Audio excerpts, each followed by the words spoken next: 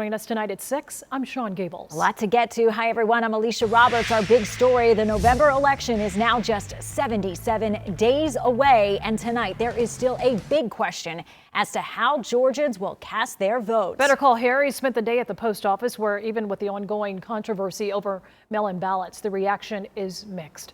Harry, you joining us live from there. What did local postal officials have to say?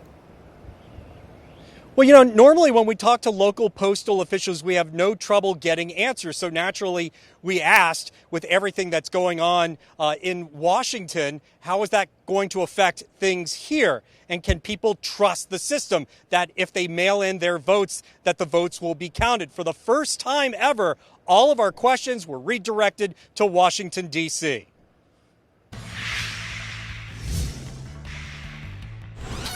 At the post office in Roswell, there are no missing mailboxes, not like the ones we've seen stacked up in New York. Here in Georgia, it seems like any other day, but it's not. I think the Postal Service does the best they can, but I think any mail-in process is going to be flawed. I plan on going to the polls. You're going to go. It's scary, but I plan on going. Locally, postal officials can't say a word, forwarding our questions about possible ballot delays in Metro Atlanta directly to Washington. Atlantans weren't skeptical about mail-in voting before. They are now. I'm going to vote in person. I'm going to do whatever it takes to get out there. I'm going to vote in person, for sure. In person, no matter what? No matter what, with my mask and my hand sanitizer.